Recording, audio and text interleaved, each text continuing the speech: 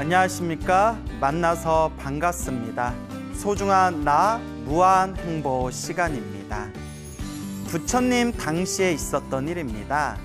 그 부처님이 살아생전 부처님이 계셨던 시대에도 이 말썽꾸러기 스님들이 제법 많았었나 봅니다.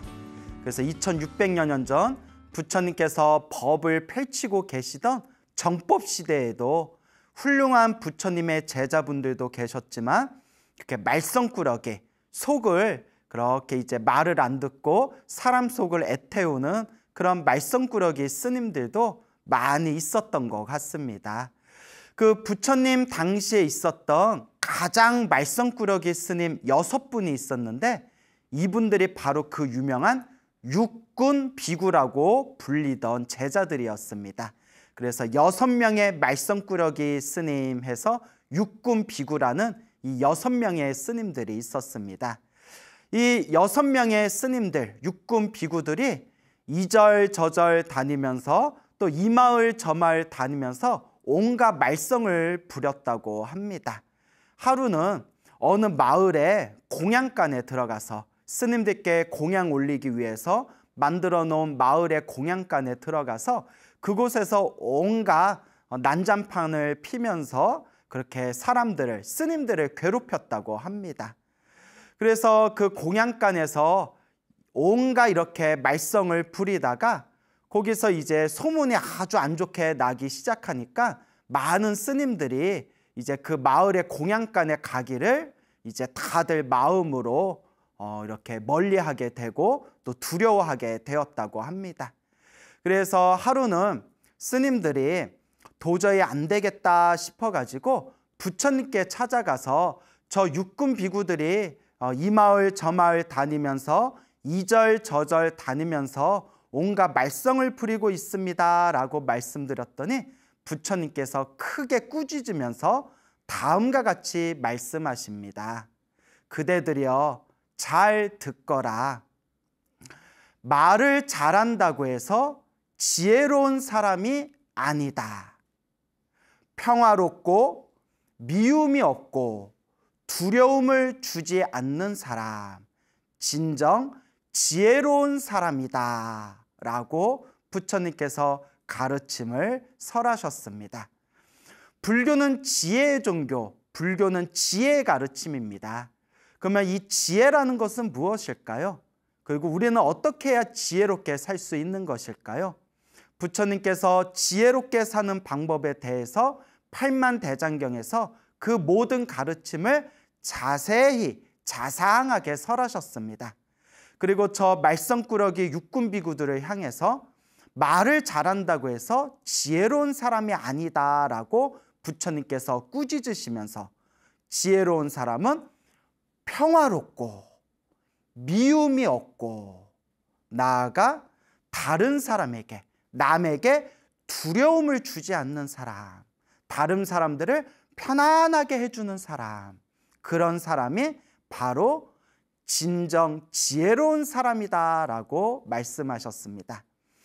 불교의 가장 중요한 핵심 가르침은 바로 자비입니다. 그래서 불교란 무엇입니까? 불교의 핵심은 무엇입니까? 라고 질문을 하면 한결같이 지혜와 자비입니다 라는 대답을 이제 저희들이 곧잘 하고는 합니다. 그래서 지혜와 자비는 하늘을 날아다니는 새와 같다고 합니다. 새는 두 날개가 있기 때문에 저 허공을 자유롭게 날아다닐 수가 있는 겁니다. 만약에 두 날개 중에서 날개 하나만 꺾여버려도 저 하늘을 자유롭게 날 수가 없습니다. 그와 같이 불교에 있어서 지혜와 자비라는 것은 저 하늘을 자유롭게 날아다니는 새의 두 날개와 같습니다. 그래서 하나라도 빠져 있으면 그것은 진정한 불교의 가르침이 될 수가 없습니다. 지혜와 자비가 마치 하늘을 날아다니는, 저 하늘을 자유롭게 날아다니는 저 새의 두 날개와 같다. 그와 같이 불교에서도 가장 중요한 핵심은 바로 지혜와 자비이다. 그리고 수레에 비유하기도 합니다. 옛날에는 수레, 말이 끄는 수레에 바퀴가 2개가 달려 있었다고 합니다. 양쪽에 하나씩 2개가 달려 있었는데 만약에 바퀴에 하나만 빠져버려도 그 수레는 말이 아무리 힘이 세다 하더라도 수레가 이렇게 제대로 올바르게 수레가 나아갈 수가 없게 됩니다. 그와 같이 양쪽에 바퀴가 2개가 튼튼하게 붙어 있어야 수레가 올바르게 편안하게 자유롭게 굴러갈 수 있듯이 불교에서도 지혜와 자비가 함께 있어야 이 부처님의 가르침이 올바르게 펼쳐질 수 있고 올바른 깨달음의 길로 나아갈 수가 있다라고 불교에서는 설명하고 있습니다. 그래서 불교는 지혜의 가르침, 지혜의 종교이면서 궁극적으로 모든 존재들에게 자비를 펼치는 바로 자비의 종교이기도 합니다. 그래서 우리가 성불하는, 우리가 부처가 되는, 성불을 하는 가장 밑바탕의 원동력이 되는 에너지가 바로 자비심이라고 합니다. 나의 행복과 나의 평온을 위해서 깨달음을 얻는 것이 아니라, 나의 행복과 나의 즐거움을 위해서 성불하는 것이 아니라, 모든 중생, 모든 존재가 다 함께 성불하기 위해서, 모든 존재가 다 함께 깨달음을 얻기 위해서, 모든 존재, 모든 중생이 다 함께 괴로움에서 벗어나 영원한 행복을 얻기 위해서, 그래서 우리가 수행하고 성불하는 것이다. 그 밑바탕에는 모든 존재에 대한 자비심이 이제 밑바닥에 담겨져 있는 것입니다. 근데 이제 흔히 우리 선배 스님들이 그런 이야기를 하셨습니다. 우리 중생들은 너무나 이 업이 두껍기 때문에 이 인간이 가지고 있는, 그러니까 중생이 가지고 있는 근원적인 번뇌가 바로 나에 대한 집착이라고 합니다. 나에 대한 집착, 내 것에 대한 집착. 그렇기 때문에 중생들은 남을 위해서 산다고 말은 하지만 실질적으로는 나를 중심으로 살아갈 수밖에 없는 게 중생의 번뇌의 뿌리고 중생의 근원적인 업장이라고 합니다. 그래서 이제 선배 스님이라든가 또 주변에 있는 그 많은 이제 수행자분들께서 하시는 말씀이, 사람들한테 널리 자비를 베풀지 못해도 좋으니까 민폐나 끼치지 말아라, 그런 얘기를 이렇게 곧잘 하시고는 합니다. 자비를 베풀지 못할 망정, 괜히 거창하게 자비를 베풀겠다, 거창하게 남을 돕겠다, 그렇게 거창하게 마음에 이상만 크게 부풀리기 전에 뭐부터 하지 말아라? 민폐부터 끼치지 말아라. 그래서 우리 주변에 보면 자기 딴에는 자기가 좋은 일 한다고 착각하면서 사실 결과적으로는 주변 사람들한테 민폐 끼치는 그런 분들이 은근히 많습니다. 그래서 이제 뉴스라든가 인터넷 신문에 보면 자기 딴에는 무슨 봉사한다, 혹은 자기 딴에는 이렇게 뭐 굶주린 짐승들에게 먹을 걸 준다. 그건 정말 좋은 일이에요. 굶주린 축생들에게, 짐승들에게 먹을 걸 주는 거는 정말 좋은 일입니다. 그런데 결과적으로 자꾸 먹을 걸 주다 보니까 자꾸 이렇게 짐승들이 몰려들면서 그 주변에 살고 있는 사람들, 주민들이 불편함을 호소하고, 여기서 이러지 말고 그럼 좀 딴 데 가서 하세요 하는데도 내가 좋은 일 하는데 왜 나만 갖고 그래? 니들이 다 문제가 있어서 그래.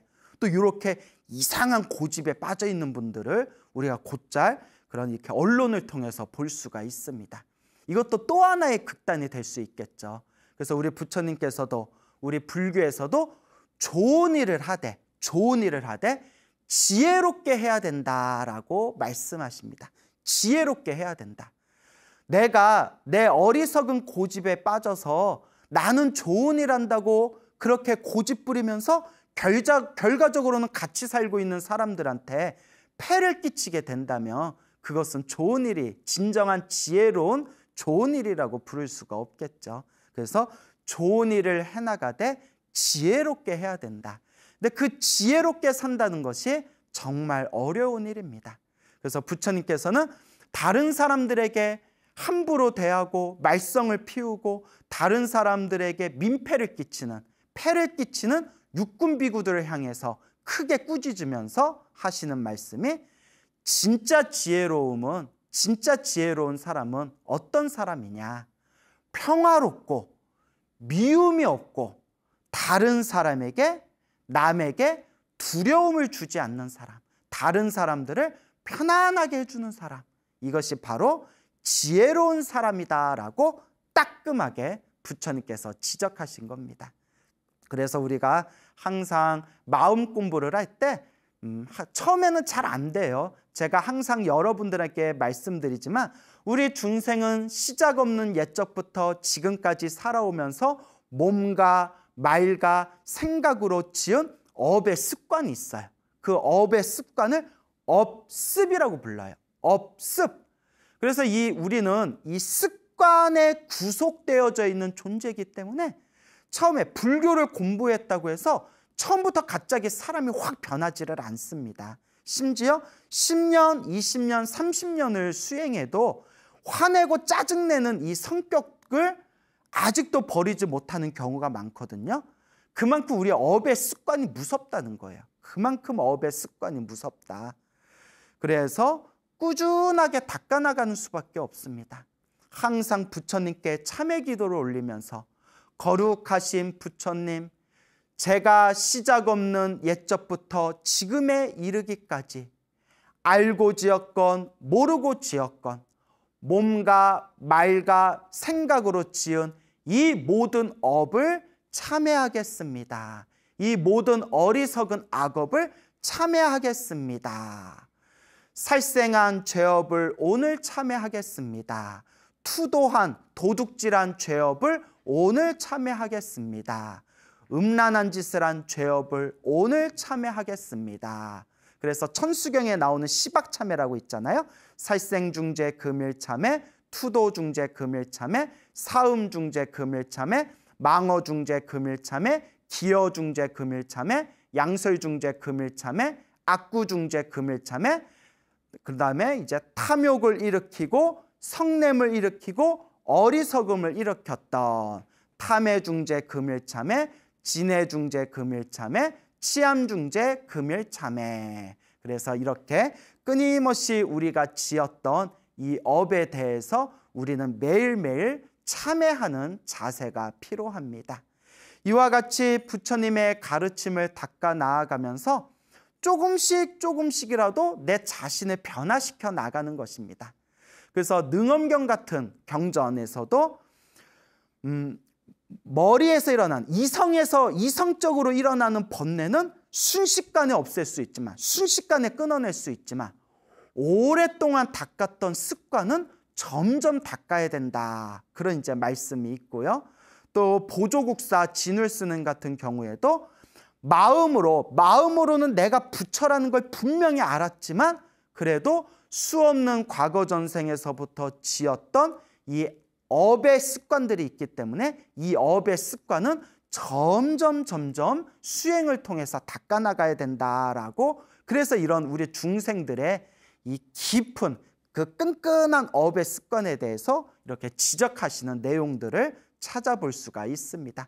가장 좋은 거는 깨달음을 얻자마자, 완전히 깨달음을 얻자마자 그 자리에서 번뇌망상이 다 사라지고 모든 업의 습관까지 싹 사라지면 좋은데 사실 그러기가 쉽지가 않거든요, 우리 중생들은. 그래서 쉬지 않고 포기하지 않고 꾸준히 조금씩이라도 꾸준히 닦는 마음이 필요하다라는 것을 항상 마음에 염두를 두셔야 됩니다. 그래서 제가 늘 불자님들께 드리는 이야기지만 석가모니 부처님도 원래는 우리와 똑같은 어리석은 범부 중생이었다고 합니다.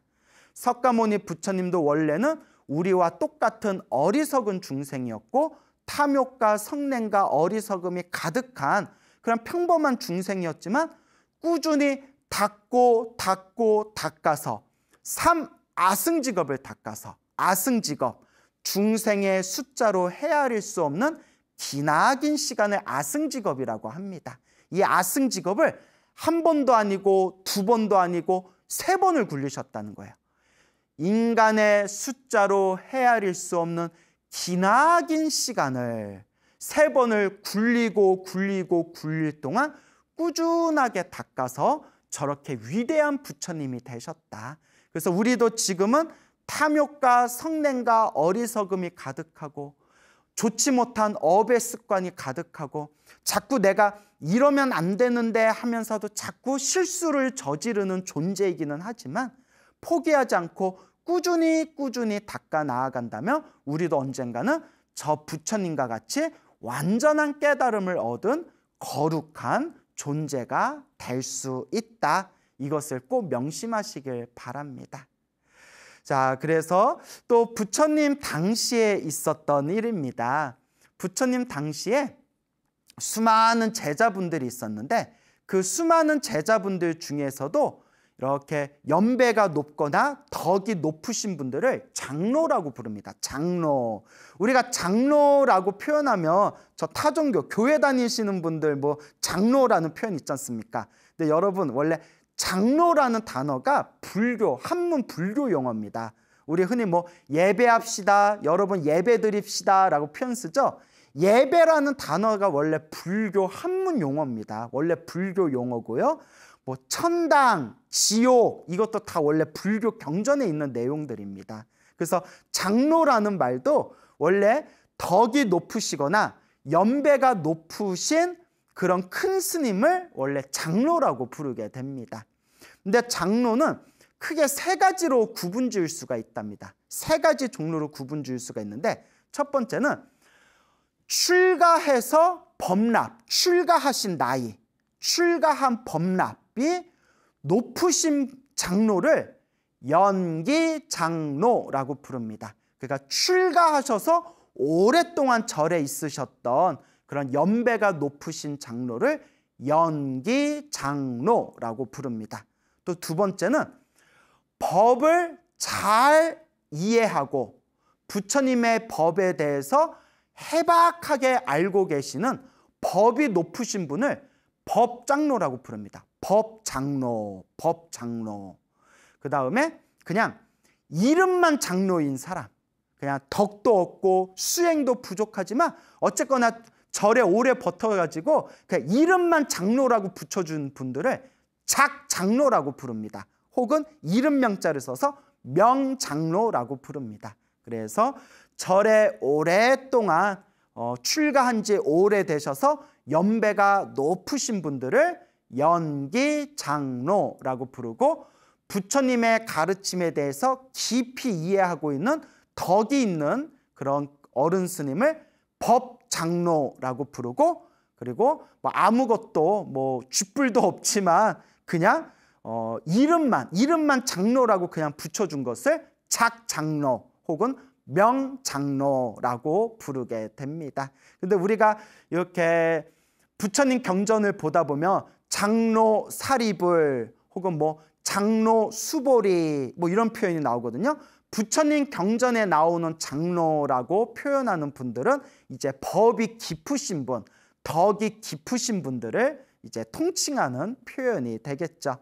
어쨌거나 부처님 당시에 여러 명의 장로들이 있었습니다. 이제 연배가 높으시고 뭐 나름대로 공부를 열심히 하신 이제 장로분들이 이제 계셨나 봅니다.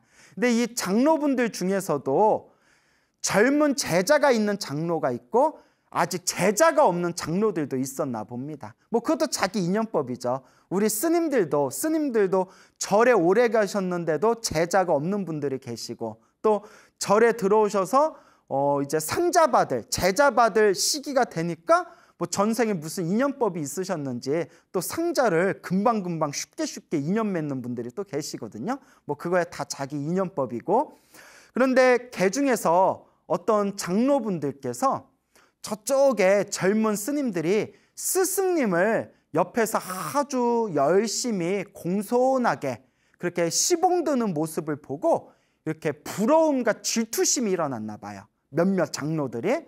그러면서 이 장로들이 자기네들끼리 야, 스님들 우리들도 부처님의 법에 대해서 해박하게 해석할 줄을 알고 부처님의 법을 사람들에게 전달하는 것도 다 우리들도 능력이 있는데 우리들은 지금 우리들을 시봉할 젊은 제자들이 없다.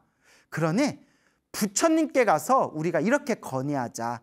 부처님, 한 장로 밑에서 공부를 한 젊은 스님들을 완전히 공부가 익을 때까지, 완전히 공부를 이룰 때까지 장로의 곁을 떠나게 하지 말고 여러 장로들을 이렇게 밑에서 옮겨 다니면서 다른 장로들을 시봉하면서 계속해서 공부할 수 있도록 부처님께서 이것을 배려해 주십시오라고 우리가 건의를 하자. 이렇게 이제 이야기를 한 겁니다. 그러니까 장로 스님 한 분 밑에 있는 제자가 공부를 배우고 난 뒤에 이제 독립하는 게 아니라 그 제자가 스승의 허락을 받을 때까지 다른 장로들 밑에서 시중 들면서 계속 공부할 수 있도록 그렇게 우리가 법을 만들자. 이렇게 이제 자기네들끼리 상의를 했답니다.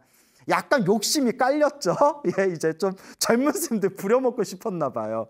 그래서 이걸 부처님께 찾아가서 이제 그 장로 스님들끼리 서로가 합의한 것을 이제 부처님께 건의를 합니다. 부처님, 젊은 비구 스님들이 한 장로 밑에서 시중을 들고 시봉을 하고 공부를 배웁니다. 하지만 젊은 비구 스님들이 공부가 무르익을 때까지 떠나지 말고 다른 장로들 밑에서 꾸준하게 시봉을 들면서 공부할 수 있도록 부처님께서 그렇게 이제 법을 좀 제정해 주십시오라고 하니까 부처님께서 그 말씀을 듣고 부처님께서 옳다라고 생각하셨어요. 부처님은 그 말이 옳다. 그 말이 옳다. 젊은 스님이 공부가 완전히 무르익을 때까지 멀리 떠나거나 독립하지 말고 덕이 있는 그런 큰 스승 밑에서 이렇게 시중 들면서 시봉 들면서 그렇게 자신의 공부가 무르익을 때까지 또 다른 덕이 높으신 장로들 밑에서 그렇게 꾸준하게 공부하는 것, 그것이 옳다라고 부처님께서는 여기셨지만 부처님께서는 모든 걸 다 꿰뚫어 보시는 분이잖아요. 그래서 그것을 건의한 장로들 마음에 부러움과 질투와 시기심과 자기들의 욕심이 밑바닥에 깔려 있구나라는 것을 부처님께서 그 마음을 다 꿰뚫어 보십니다. 그러면서 부처님께서 짐짓 말씀을 우회적으로 돌리셔서 거룩하게 수행하는 공덕가, 이 아라한, 모든 번뇌와 욕망이 사라진 아라한의 청정하고 맑고 깨끗한 아라한의 거룩한 삶에 대해서 부처님께서 설법을 하십니다. 그 말은 요 장로들이 경전 공부는 열심히 하고 부처님의 말씀은 잘 외우고 있어서 경전에 해박하고 사람들에게 강의하는 것은 잘하지만 아직 아라한이 되지 못해서 번뇌와 욕망과 망상이 남아있는 그런 아직은 수준이 낮은 단계의 수행자들이라는 것을 부처님께서 다 꿰뚫어 보시고 그대들이여 그 젊은 스님들에게 이렇게 시중받을 생각하지 말고 빨리 수행해서 어서 번뇌와 욕망을 끊고 거룩한 아라한이 되어야 된다라는 것을 이렇게 우회적으로 이렇게 설법을 하시게 됩니다. 그래서 부처님께서 마음으로는 이 장로 스님들이 건의하신 게 맞다고 여기셨어요. 젊은 스님들이 독립하지 말고 그렇게 덕이 있는 스님들 밑에서 시중 들고 시봉 들면서 자신의 공부가 무르익을 때까지 장로 스님들을 이렇게 시봉해야 된다. 하지만 부처님께서 그것을 건의한 장로 스님들 밑바탕에 그 욕망이 있다는 것을 꿰뚫어 보시고 거룩한 아라한의 삶에 대해서 이제 설법을 쫙 펼치십니다. 그리고 마지막에 부처님께서 다음과 같은 개송을 설하십니다. 말을 잘하고 겉모습이 잘생겼어도 질투하고 인색하고 교활한 사람은 훌륭한 사람이 아니다. 이런 허물을 뿌리째 뽑아버리고 성냄을 없앤 지혜로운 사람, 진정 훌륭한 사람이다 라고 부처님께서 개송을 설하셨습니다. 자, 부처님께서 하신 말씀, 그대들이요 말을 잘하고 또 겉모습이 멋있고 잘생겼다 하더라도 그런 사람이 훌륭한 사람이 아니다. 그러니까 그런 사람이 진정한 장로가 아니다. 마음에 질투심이 있고, 그리고 마음에 인색함이 있고, 그리고 마음에 교활한 사람은 뭐 이렇게 꾀를 내 가지고 이렇게 교활한 사람들은 훌륭한 사람이 아니다. 아무리 말을 잘하고 아무리 남들을 보기에 겉모습이 훌륭해 보여도 이 마음에 번뇌와 욕망과 망상이 있다면 훌륭한 사람이 아니다. 진정한 장로가 아니다. 이런 망상을, 이런 허물을 뿌리째 뽑아버리고 그 미세한 밑바닥에 있는 그 번뇌 그 한 뿌리조차도 남김없이 다 뽑아버리고 탐욕과 성냄과 어리석음을 모두 없앤, 성냄을 없앤 지혜로운 사람, 이것이 바로 진정 훌륭한 사람이고 이것이 진정 가장 훌륭한 올바른 의미의 장로이다. 그런 의미로 부처님께서 법문을 하신 겁니다. 자, 이와 같이 우리 중생들이 우리 스스로의 마음을 이렇게 살펴보면 우리 마음에 일어나고 사라지고 일어나고 사라지는 우리 마음의 이 흐름을 살펴보면 요 마음의 흐름 그 순간순간의 마음의 작용 그 밑바탕에는 항상 나라는 게 있습니다. 나, 내꺼, 내꺼. 그러니까 번뇌가 있는 중생은 이 세상을 살아가면서 근원적으로 나를 중심으로 해서 살아갈 수밖에 없는 겁니다. 그게 바로 번뇌의 힘입니다.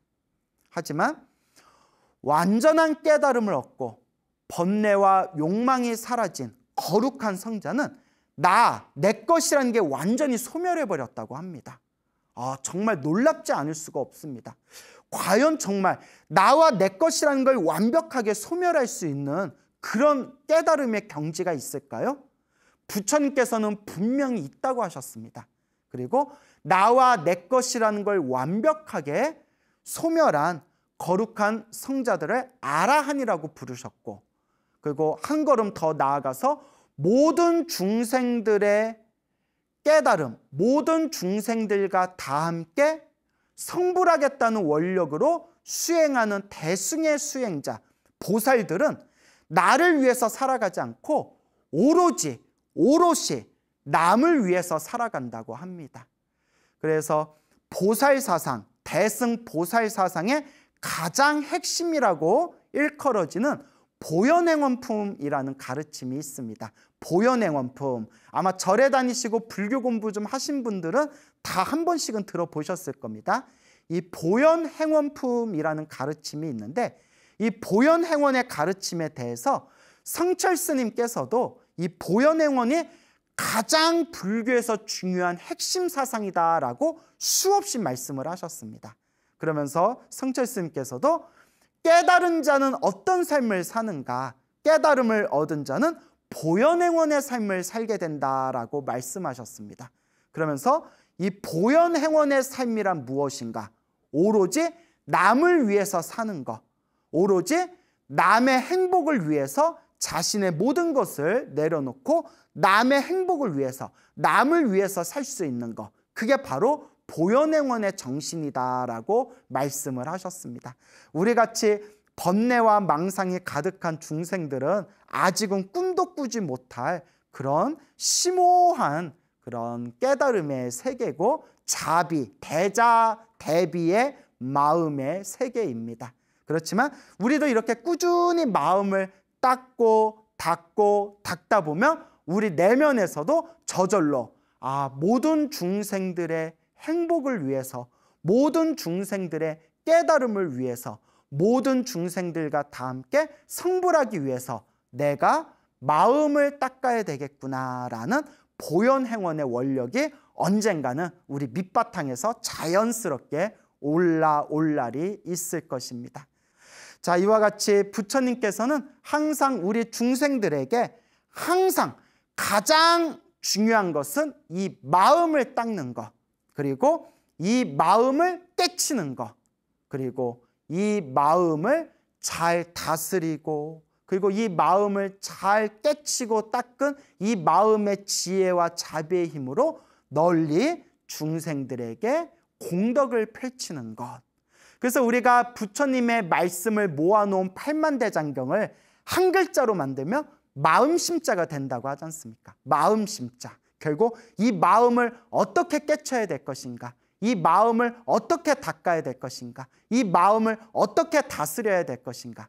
결국 이 마음의 문제, 이 마음이 불교에서 가장 중요한 화두가 될 것입니다. 부처님 당시에 있었던 일입니다. 부처님 당시에 액구다나라는 스님이 계셨다고 합니다. 액구다나라는 스님이 계셨는데요.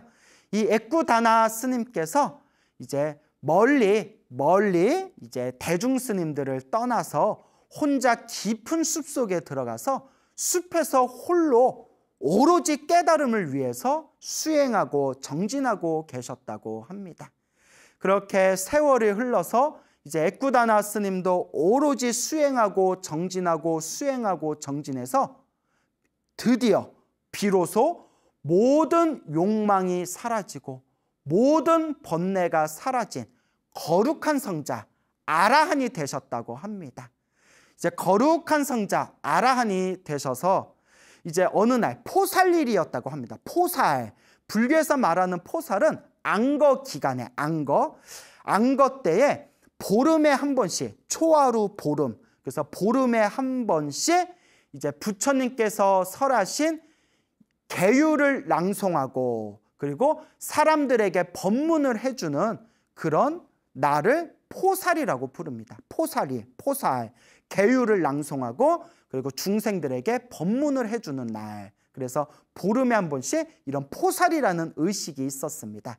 그래서 부처님께서 나의 제자 비구들은 마땅히 포살을 준수해야 된다. 포살을 엄격하게 지켜야 된다라는 부처님의 말씀을 받들어서 비록 자기가 숲속에서 혼자 있었어도 혼자이면서도 항상 보름에 한 번씩 이 포살을 지켰다고 합니다. 그래서 포살 때가 되면 이제 당신께서 만들어 놓은 자그마한 법상 위에 올라가서 법상에서 혼자서 계율을 낭송하시고 또 실제로 아무도 듣는 사람이 없는데 실제로 이제 법문을 듣는 사람이 있다라고 생각하고 혼자서 이렇게 법문을 하셨나 봅니다. 그런데 비로소 아라한이 되신 모든 번뇌와 욕망이 사라진 아라한이 되신 이 액구다나 스님이 어느 날 포살일이 돼서 포살 때가 돼서 혼자서 법상에 올라가셔서 그 숲속에서 혼자서 계율을 낭송하시고 그리고 혼자서 법문을 하셨는데 뭐 할 줄 아는 법문이 없으신 거예요. 그래서 딱 하나 자기가 유일하게 알고 있는 개송이 하나 있었대요.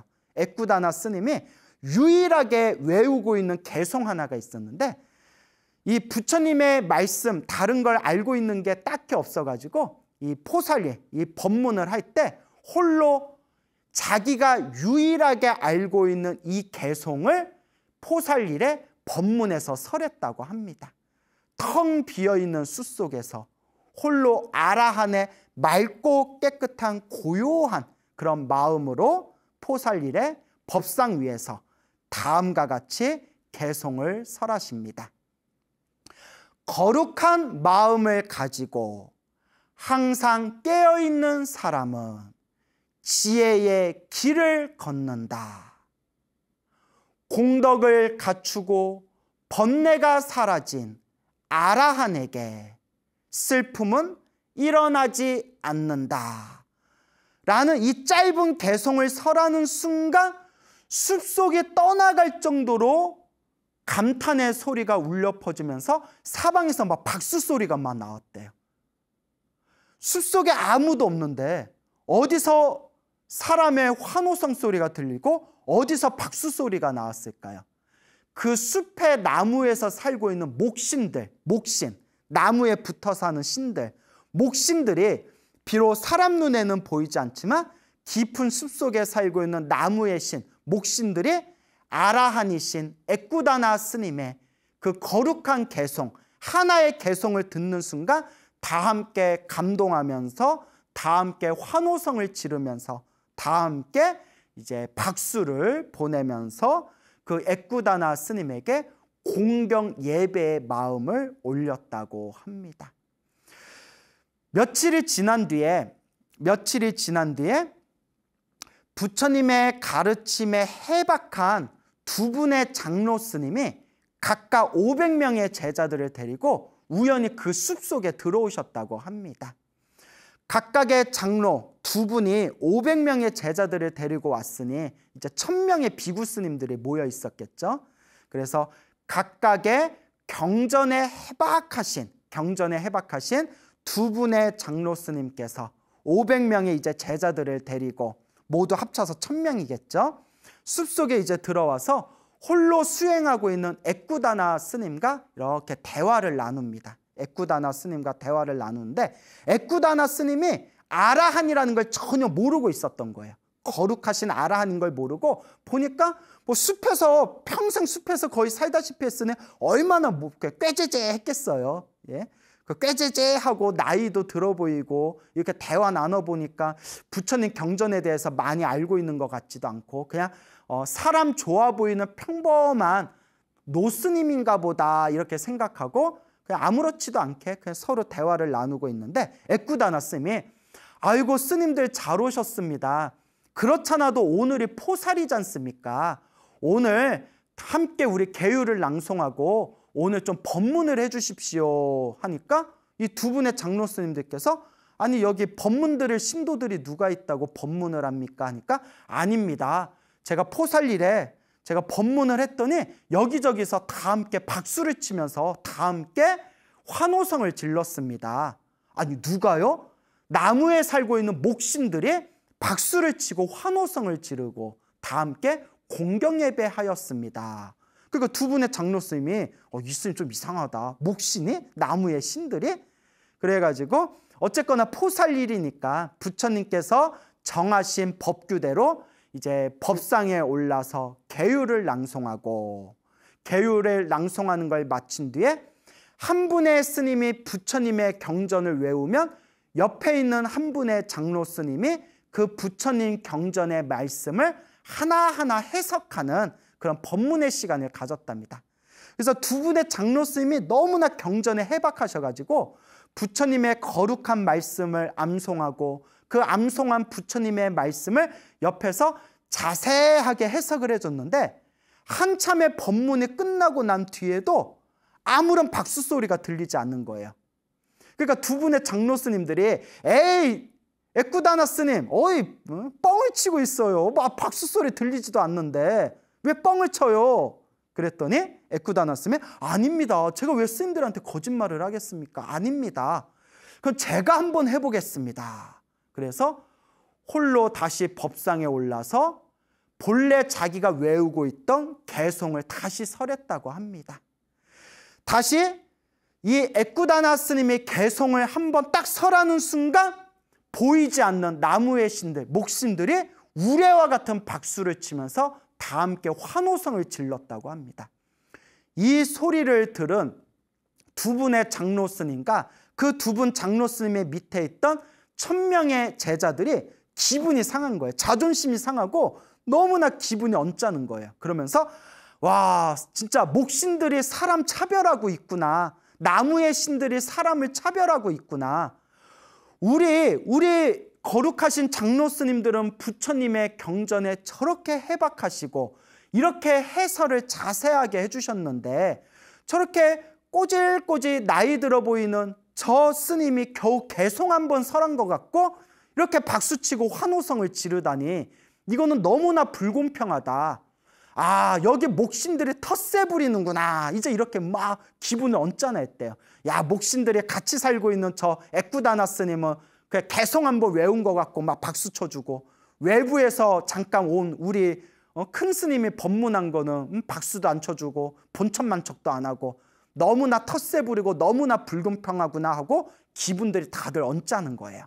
그래서 부처님이 계신 사원으로 다시 돌아온 뒤에 부처님께 이 모든 자초지종을 설명했다고 합니다. 부처님께 그 에꾸다나 스님의 숲속에서 있었던 일들을 부처님께 그대로 고했더니 부처님께서 이 모든 걸 다 꿰뚫어 보시고 이 장로 스님들과 이 1000명의 비구 스님들은 저 숲속에 살고 있는 에꾸다나 스님이 거룩한 아라한인 줄도 모르고 이러한 어리석은 실수를 저질렀구나라고 부처님께서 모든 걸 다 꿰뚫어 보신 뒤에 그 두 분의 장로 스님들과 그 밑에는 각각의 제자 500명들 합쳐서 1000명의 비구 스님들에게 자세하게 자상하게 법을 설하십니다. 그리고 마지막에 부처님께서 다음과 같은 개송을 설하십니다. 그대들이여 말을 유식하게 한다고 법을 지닌 사람이 아니다. 법문을 적게 들었어도 몸과 마음으로 이해하고 법을 잊지 않고 실천하는 사람, 진정 법을 지닌 사람이다. 법문을 적게 들었어도 몸과 마음으로 이해하고 실천하는 사람, 그런 사람이 바로 진정 법을 가진 사람이다 라고 부처님께서 개송을 설하셨습니다. 부처님의 가르침을 모아놓은 것을 팔만대장경이라고 하고, 팔만대장경의 가르침은 평생을 연구해도 끝이 없습니다. 더더구나 지금 우리 불교가 한국 불교, 중국 불교, 북방 불교, 티베트 불교, 인도 불교, 저 미얀마, 스리랑카, 태국의 남방 불교, 그 외에 일본 불교, 베트남 불교, 수많은 불교들의 사상들이 펼쳐져 있지 않습니까? 평생을 연구해도 끝이 없습니다. 하지만 부처님께서는 이와 같이 우리들에게 간곡하게 말씀하십니다. 유식하다고 해서, 말을 유식하게 한다고 해서, 그러니까 머릿속에 뭘 많이 안다고 해서 진정 법을 지닌 사람이 아니다. 법문을 적게 들었어도 비록 아는 것이, 부처님의 아는 법문이 비록 조금밖에 알지 못한다 하더라도 마음으로 이해하고 실천하는 사람, 그런 사람이 법을 지닌 사람이다. 우리 불자분들이 항상 마음속에 되새겨야 할 가르침이라 생각합니다. 사람으로 태어나기 어렵고 부처님의 가르침 만나기 참으로 어렵다 하셨습니다. 우리가 이번 생에 사람으로 태어나 이렇게 소중한 부처님의 법을 만났으니 이번 생 항상 마음을 닦고 항상 복과 선업과 공덕을 닦는 그런 진정한 불자의 삶을 닦아 나아가시기 바랍니다. 여러분, 행복해지고 싶습니까? 행복한 삶을 창조하고 싶습니까? 복을 지으십시오. 선업을 지으십시오. 공덕을 쌓으십시오. 복과 선업과 공덕의 힘이 여러분들을 진정한 행복의 길로 이끌어 줄 것입니다. 여기서 마치겠습니다. 여러분 성불하십시오.